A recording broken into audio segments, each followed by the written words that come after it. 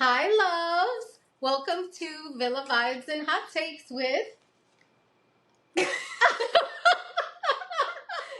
don't know my sidekick, Avani B, and yours truly, Yvette. Oh, child. It has been a week, but we're back. The villa is no longer vibing, it's freaking combusting. We've got fake sisterhoods, follower bros, shady switch ups, and one man who made one raw pancake and thought it earned him loyalty. That fucking pancake. Me tiene loca. The tea is scorching. The tea is scorching. The soul ties are snapped. And everyone's backstabbed at least once. Let's unpack the mess, the manipulation, and the most chaotic week of Love Island. What the fuck is going on? There's a lot going on. And we don't even have Casa yet. This is, as you know, Villa Vibes and Hot Takes, week number 3. Buckle up, because it's messy meter mayhem. Where do we begin with this shit? At this point, I don't even know where to start. We need to rank messy meter anymore because the whole thing. My messy meter is broken, guys. Yeah. I don't know. Where do you want to start? Where do you want to start? I want to start with what I think, with the question that's on everybody's mind. What was behind Ace's decision to back up Huda? He's got no love for Huda. I'm thinking maybe it's the loyalty for Chelley. I think maybe. I think there's three options. Oh, there's more than one. It's either he wants to show loyalty to Chelley, but a piece of me is also not convinced on that because we've also seen Ace act very individually. So I don't know. I would find it weird for him all of a sudden to be like, "Yeah, I'm gonna back my girl," because she even tried to hold his hand. I think. Yeah, and he it's like, no, fuck no. So I'm like, okay, that's one thing. What's up with that? The other option would be for him to back Taylor and try to get rid of the competition. That might be more possible. And the third option for me is that production told him to. Ooh. Given that other clip that we saw when Ace and Jeremiah were getting into it after the when was it? After they saved Charlie, or they saved Huda and dumped Charlie. Yeah, and that Charlie's one clip where all the boys were getting into it, and you see all of them, I think, minus Austin, because Austin was being Austin. He wasn't really paying attention. But, all of them looked to the side. They all went, that for a second. Yeah, and that was a little... Ace did that, fuck out of here kind of, movement with his arm. That's why I say the producers also might have told him to. But... it's possible. I think the producers have been really, really messy this year. But it just shit has gone, not even sideways, just everything's imploding. Literally, it's scorching up the screen. Everyone's talking about freaking Love Island, which is what they want. I mean, the views, I read somewhere that the views this week, I think, not this week, for this season so far, and it's only week 3, it's over 1 billion minutes. Yeah. I mean, think about that. That is off the chart. I think my issue with it, and the issue that I'm starting to have with this season, I love Love Island. I've loved it since the first season we saw, which was season 3. My biggest issue with this year, I think because of last year, there are a lot of new viewers who seem to want only chaos, which is why they voted, to split Jeremiah and Huda up. And they voted with the specific reason of, we want to see Huda crash out. And personally, I find that to be... let me find a better word than that's hard. disgusting. I don't know. That's hard to watch. I think it's very depressing to see and to know that people voted the way they did with the idea of, we want to deliberately hurt this person. And we want to see them hurt. And so that we can make jokes about it. And then so that we can sit and call her wrong for crashing out and responding to things the way that she did. I don't think she's right for how she responded. I just want to make that very clear. I don't think that she was right for how We've had this conversation, and I don't want to get ahead because I am going to jump into that. But I want to go back. Wait, sorry. Because we'll get into that whole part then after. But the whole reason why I brought that up was, I think my biggest issue with this year is you have the viewers who are responding to the show in a very, very negative light, and in the sense of they want negative chaos. They want like to see negative emotions, and they sit and they criticize people on the show for doing essentially what Love Island was supposed to do. Were they super toxic with it? Absolutely. But they were still building a relationship. But I thought the point of Love Island was to find your couple, your mate. Like, but then on top of that, we had one real couple. Apparently not anymore. And then you have very toxic friendships within the actual villa. Well, okay, so I want to get into that because we're calling it a sisterhood, but it's the total opposite of a sisterhood. Like, first of all, Oliandria giving mom life advice. Like she's got Pampers in her purse. She's not a mom, and not to mention she was also the one that like gave it up to Austin that Huda's a mom, and then they sat and they laughed about it. My issue with that is that girl told you something in confidence. I don't care that the rest of America knows that she's a mom. I don't care about that. It's the fact that she should be allowed to control who she wants to tell that information to. 100%. That is not up to anybody. I know I've seen a lot of comments of people saying, well, the rest of America knows and everybody coming in there knows. But I don't think that's everybody that's come in there, like, it's not a reason she's to shade her. She's a single mom. And we have to take into account the fact that the people that have come in there, the new bombshells, they know. And we know that they know because they've probably been watching the show. They probably obviously went to the, open castings and have been watching the show and stuff like that. So they know that she's a mom. But it's the fact that even with all the negative comments that they're also making, which I don't like either, about Huda behind her back, they've still been respectful enough to not say it to her that they know.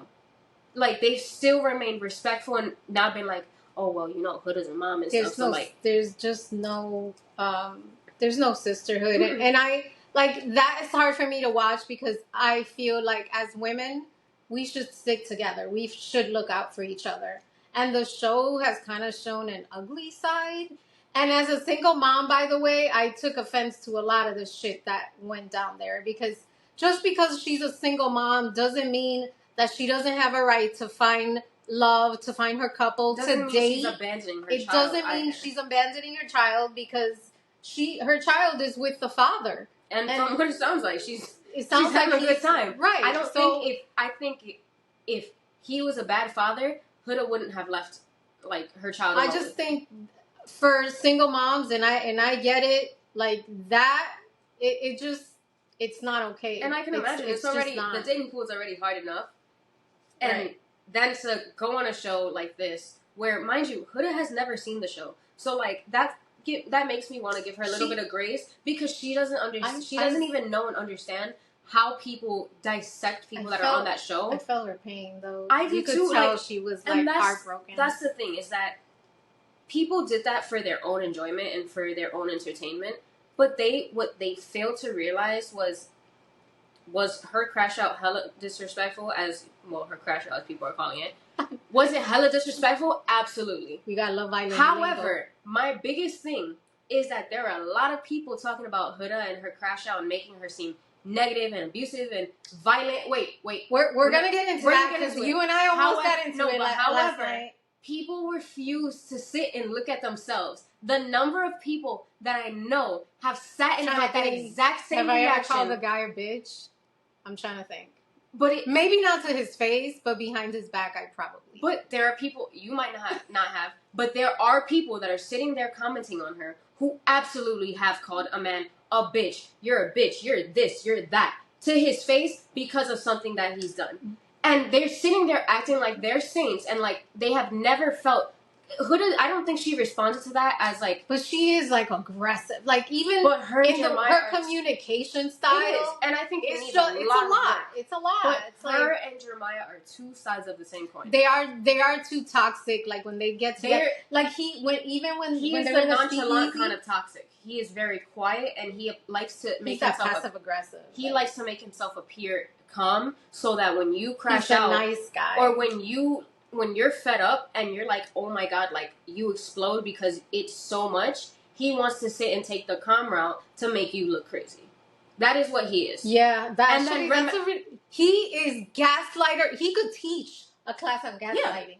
Like literally. And like when he sits there and then he was like, "Oh, no hug." I'm like, "What the fuck? Didn't I and just here's tell my biggest thing with all of that. You hurt me?" Exactly. What the? And that's where I'm having the big issue, and that's where I also have an issue with the other They're Islanders making around. him look. They make him look like he's a saint. People online, they try to make him sound like a saint. One. They're like, "Oh my God, we need to free Jeremiah." Jeremiah's a grown ass man. That man is 25. If Jeremiah wanted to get rid of that relationship, he would have. Well, he broke the chain last night. Yeah, let's be honest. For how long? Because earlier that day, he was still sitting there like, "No, but Huda, like, come talk to me. Like, let me give you a hug." He was the one that literally grabbed her and hugged her while she was still like, "Can you, like, stop? Give me some space." I think he was the one while she sat there and was like, kept her legs to herself. What did he do? He threw his on top of on her. And then what did the other Islanders sit and do? They said, Why does Huda have her legs wrapped around this man? It's the narrative. The narrative that's being put out there. It's like everything else. It's like the woman is always the one who gets bombarded with the negativity, and the man gets off free. And it happens all the time. I think that Huda is wrong for her communication style. 100%. 100%. But she's on. I always talk about this. But the unhealed trauma, the unhealed wounds, it's a lot. They're manifesting. And they're out there. But the thing is that, and like I read, because I'm finally coming out of what I personally call enemy territory. I'm finally coming out of enemy territory and seeing more people that are kind of starting to be like, you know what, wait. Let's really break down like their relationship and what's going on. I told you from the beginning. The love bombing was a huge red flag. Somebody made a very Go back to week 1 and watch. I said the love bombing was a red flag. But somebody made a very good point. They said you can be incredibly healed outside of this, right? Okay. But all it takes is you being with the wrong person to trigger everything you believed that you had worked through. Because let's be honest. When you can find all the good people in your life who empower you to be better, do better, like function better, and want to be a better version of yourself. And like her daughter, like the videos that I've seen of her prior to even going in, she seemed like a very different person. Yeah. She would talk about like her traumas and everything, but it didn't seem to be that bad. The moment she got with Jeremiah, who I think obviously very clearly is the wrong person for her, it seemed like it switched her into being a different version of herself who might have already worked through a lot of that. Like, she might have, who knows what Huda's life was prior to her going into the villa. Obviously, we don't, because she clearly didn't watch the show. I think if she was somebody that was watching the show prior, she'd probably respond very differently. Better, yeah.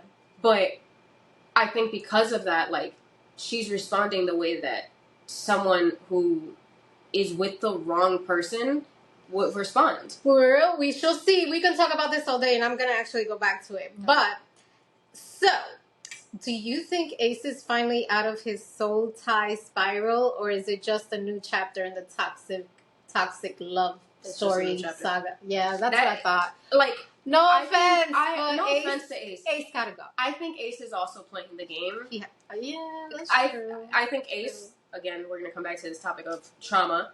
Ace has a lot of trauma. In whatever part of his life, he has a lot of it. And I think it's the same reason why he talks so much shit about Huda. He talks so much shit about Jeremiah. He talks a lot of shit about... And again, they were extremely toxic with one another. However, they were the only real couple in there that was attempting to do exactly what Love Island's supposed to do. People are like, well, Love Island at the end of the day, it's a game. It is not.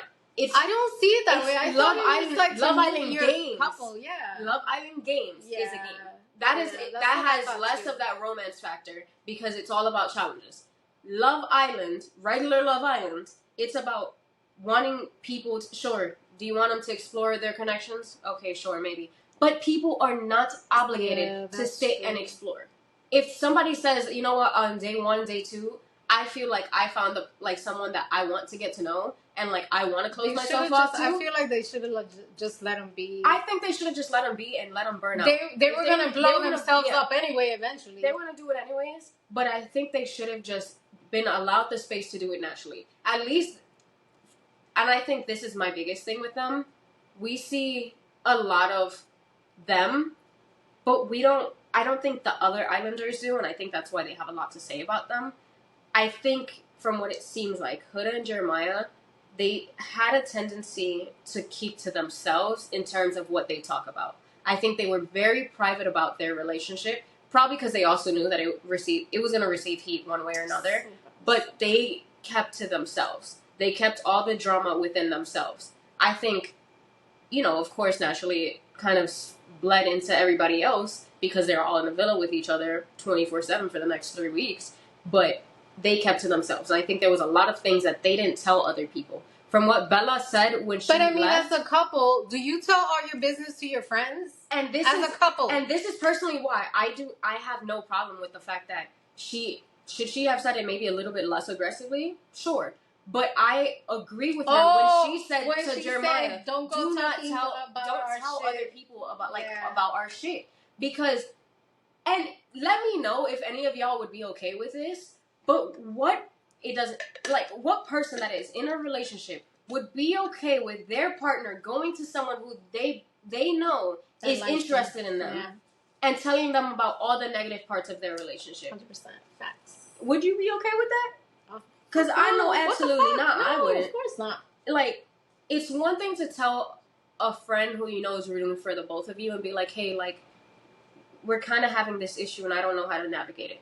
It's another thing to tell someone that and I know is interested in you and has maybe made a play for you in the past that I'm already uncomfortable with. 100%. I totally agree. And I want to talk about, when did loyalty become like a group project? The bros? No! Because that man was more upset about why is Ace the captain of the follower squad? I'm not getting it. Like, he's got this hate thing going on. Because I know he's alpha, for sure. No, I think he wants to be. I think he perceives himself that way. And I think that is who he wants to be. And that's why, he kind of throws himself into it. Because I don't think Ace would be outside of that. He's and he thinks that, and I used to give him props for, how blunt he was. But I've started to see it as, he's blunt because he thinks he's right all the time. And what he does is, it's on the same scale of how blunt and honest Huda is. They're on the same scale. Ace is just a lot calmer about it, in a sense, but he's just as toxic with his bluntness. That's a good point, actually. Love that, and this is my other issue with how this season of Love Island has started to progress, is it's all about friendship loyalty, to the point where, remember, Amaya literally had just told Chelley before he left, I wanted to get to know you, but I didn't do it because of Hannah. I think Nick wanted to get to know Oliandria, but didn't because of Taylor. I don't know. And there's no, I think for me, the worst part is the sisterhood part, because, this ain't, is it PPG? Yeah, PPG from last year. This is, and it doesn't have to be. They were a genuine but sisterhood. It is petty, passive, and gossip. For sure. Petty, passive, and gossip. This is, that's the all negative version of PPG. Yeah, that's all it is. And I'm like, because last year, they did ride for each other. But they were never to that point of not when not Leah. This well, bad. remember, not like this. Well, remember, this think about the last year though. Leah wanted to get to know Connor. Connor was getting to know Janae. But this Janae is still was like, you know what, that's different. Fine. No, this year, even think about what was it? That halfway point of yesterday's episode, after Huda had Jeremiah had pulled her for a chat that she kind of already seemed to not want to have, and after he gaslit her into thinking that no. I'm talking about when they were out, by the pool, and she was basically saying, hey, it's really hard for me to be friends with you right now because I was very intimate with you, and, I can't see myself being very buddy-buddy with you. The only thing he took from that conversation was, I didn't say buddy-buddy, blah, blah, blah, and she was like, well, then, if you're not going to listen to what I'm telling you, why I can't be like me or something like that. But literally, you do care because you're the one that pulled her. And I thought she was very valid for getting a woman crazy. But that's exactly why I thought she was valid for getting frustrated. But after she walked away from that conversation, what was that first clip that we saw? All those people that were sitting on the couches, they were talking hella shit about her. And then she comes around, and immediately the conversation switches. That's mean girl shit, and I don't appreciate that. And I don't appreciate it with anybody in this villa. Personally, at this point of, like, this is my summer show, and this is a show that I love to look forward to. I mean, I'm going to watch it. It's like watching obviously, I'm going to finish it out. But, like, if this is how it's going to continue to be from, like, here on forward with the next seasons, is it even worth watching at that point? Because all we're seeing is toxic friendships, a toxic group of people with one another. And we're not talking about just Huda and Jeremiah. We're talking about all these people in general. I think the only one that shows a little decency is, believe it or not, is Austin. Which is crazy because I didn't want the boy in there in the beginning. Yeah, but, like, now I'm like, Austin's the only one that seems to have any kind of morals and values. Did he want to vote her out? Sure, I mean, among the cast. Yeah, and I know people are like, well, you know what? Let's get rid of Huda. To be honest, let's get rid of Huda. Let's get rid of Jeremiah. Let's get rid of Ace. Ace needs to go. Let's get rid of the majority of these people that are here. He's an instigator. Because he's an instigator, but I personally, I'm like, you know what? Let's refresh the entire villa. Let's get rid of everybody that's there because I think they all should go. Well, you know, I'm going to circle back to this because I've had that toxicity, and it is enough to drive you crazy if you allow it. So Huda looked really, really, I want to talk about the red flag meter because it's off the charts. Huda looked really hurt. Like, I've been hurt, and I could feel, like, when she was crouching down crying, and, like, I felt it was genuine. So to me, it's been emotional cutting because they keep going back. And I get it. It's Jeremiah. I get that. But she does like him. So do you think she will stay away? You know, I don't think so. I just don't think so. When you are that toxicity is like a drug. It's ooh, he's nice. Actually, I just want to say something because I don't think you saw the video. I sent it to you. But at one of the recent castings that they had, I think we done found Huda's next man. He is a good-looking man. He got, like, longish, curly hair. He was wearing, like, great build. Kind of like Jeremiah. Not like Jeremiah, but that man, he actually said, he was like, they asked him, they were like, what did you, like, do you think that Huda should have told Jeremiah, like, earlier about her kid? And that man, I was like, what did he say? This man, he said, no, she's the mother. She gets to decide whenever she wants. And then he was like, that's actually the person that I'm going in there looking for. Mm-hmm. He was like, I think if Jeremiah can't, I hope and pray. Because he was like, if Jeremiah's not okay with that, he was like, I love kids. I'm more than okay with that. I don't care that, you know, she has a kid. Like, Jeremiah's a boy. I'm a man. By the way, you don't have a scarlet letter because you have a kid. Like, they're treating her like that. And I know because I dated as a single mom. And there's nothing worse than when someone makes you feel like you're branded because you have a child. Like, it's just wrong. Like, so what? Like, it is fucking wrong. I'm like, so what? And that's the thing. That's the crazy thing is that there's more and more people, I think, right now that are in their early 20s that do have a child. Yeah, I mean, it's just something that we've been seeing a lot more. It's my pride and joy. And I don't know. I think there's nothing wrong with that. That doesn't mean that she's not worth it. That's how she shouldn't be here. He's like, oh, but I've never dated he's probably dated.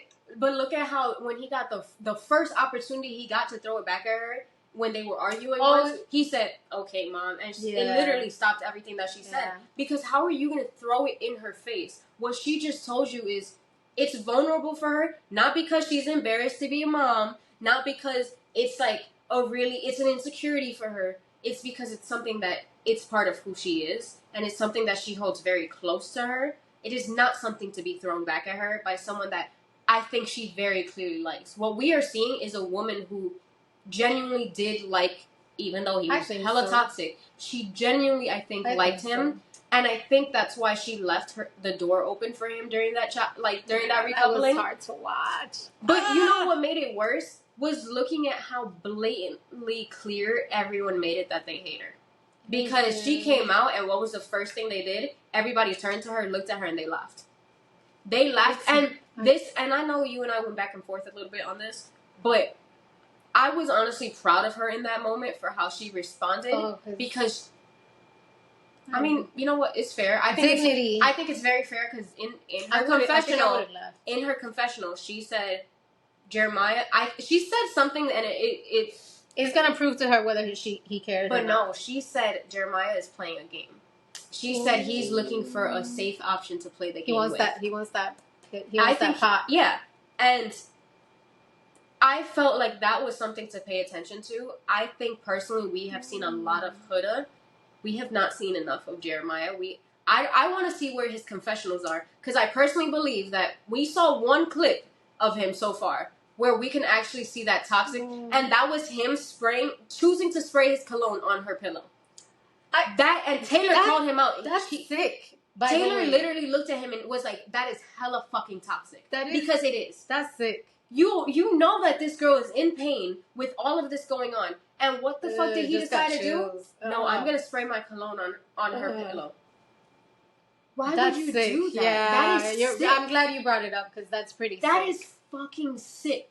And you're gonna sit there and tell me that man is not toxic? Borderline psychologically abusive, by the way. Which is why I'm saying they are two sides of the same coin. So we're talking about toxic, and we've agreed that they both are. But what did you think about Huda calling him a bitch and whatever, and like?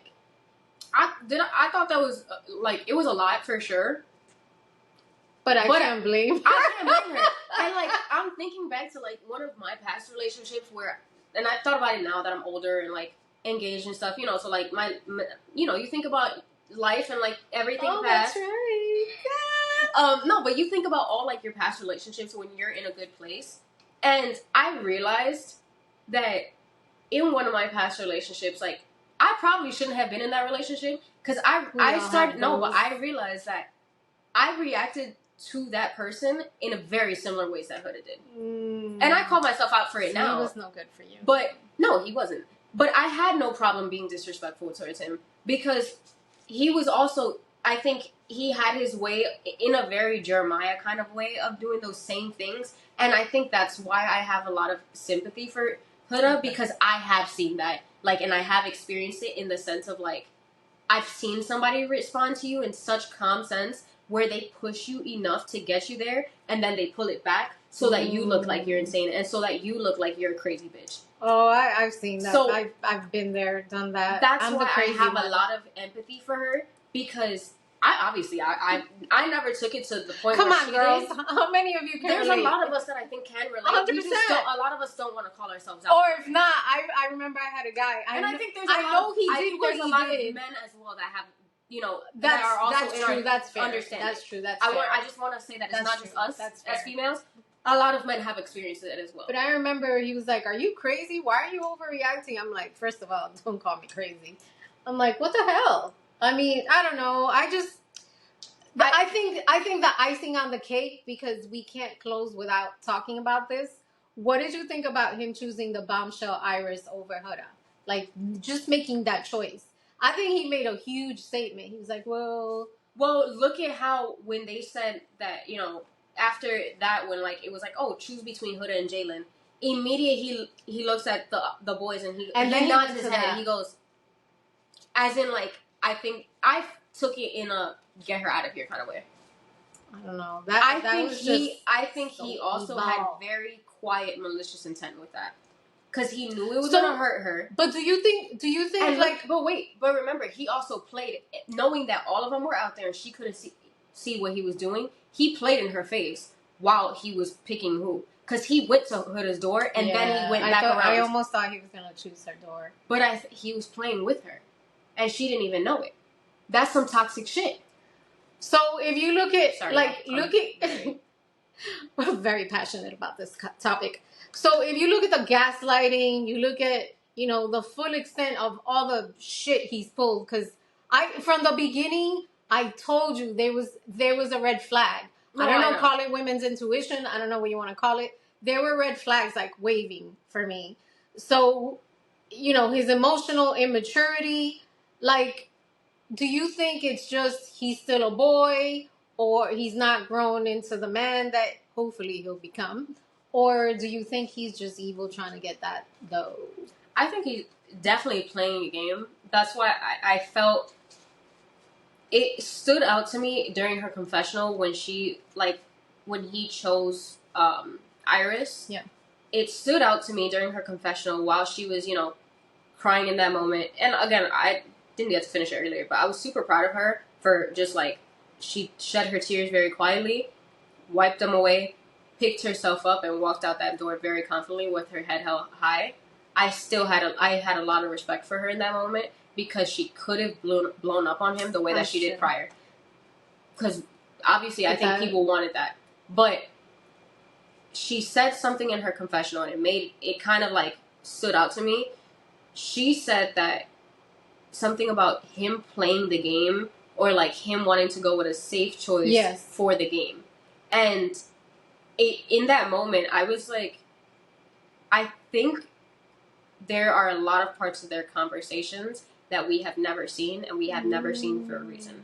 Because I've never, ever seen anyone say that in the previous years until right now. And I believe that in the past, during their conversations, he has said something about them getting to the end and them winning, or made very small comments that it stuck in her head to know better, to know well enough that if he was going to go with Iris, it was because she was going to be a safe choice to help him get to the end. Because I do not think that, I think even if he, by some miracle, was the top couple, or in the top couple, and they got to that point and he was the one that ended up with that envelope that had the full cash prize, I don't think that he'd share it.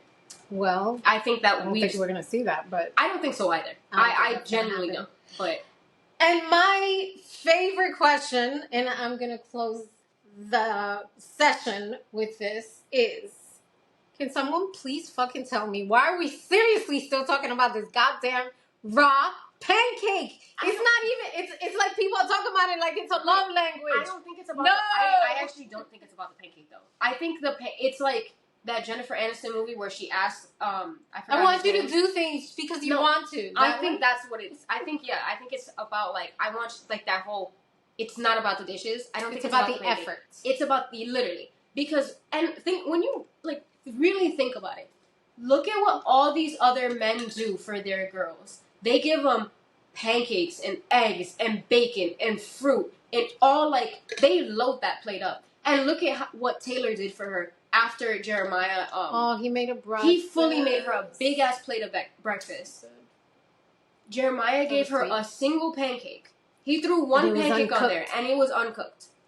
It's and it's really not about, for me, it's not about the pancake. It's about the lack of effort to sit there and, you're telling me you cared enough to make me a singular pancake, while you saw everyone around you putting in a shit ton of effort. And that goes into their previous conversations when she has been like, hey, I kind of want a little more effort from you, and he makes it into a big deal. He's like, well, now you're saying that I don't care, this, that, and the third. And I actually think she was kind of right when she even said it again to him in the speakeasy, when she was like, you don't care about me as much as I care about you. And immediately he got defensive and he was like, no, absolutely not, blah, blah, blah.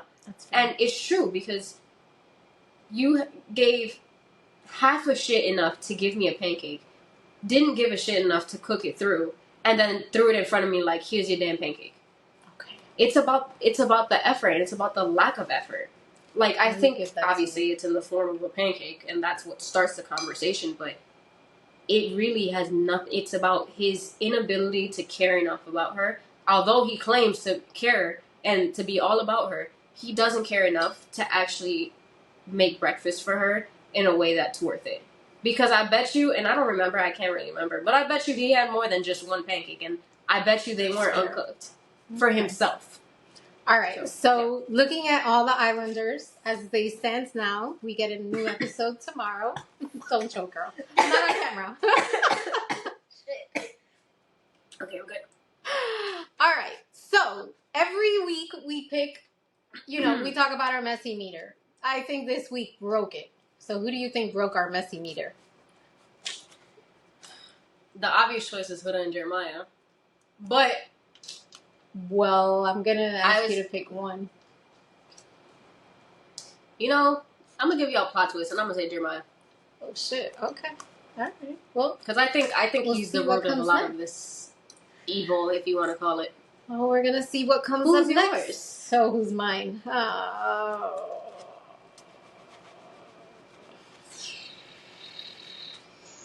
Okay, I have to agree, Jeremiah. I just want. Yeah, I was gonna say Ace, but Yeah, I was gonna say. I was gonna say Ace. At this point, I can't have give any more energy and attention to Ace. Yeah, I know. I'm trying. I'm trying. I'm really I just trying. want to quickly point out though that it was very interesting to me after like reading a lot of comments and stuff about it, seeing Nick and Amaya in work mode with her, and I don't think I realized it until after. Oh, because they're both healthcare professionals, and the way that I don't look at Nick voting against her for that first recoupling. So you think they did it because for her mental health? I think Nick did it for her mental health, and like actually because he cares about her. I still think that he's wrong in some of the things that he says about her, absolutely. But I do think that he voted the way that he did, in the sense of as somebody who works, obviously not me, but him, as someone who works in that field, he sees mental health things all the time. So he knows what that looks like enough where he's probably like, you know what?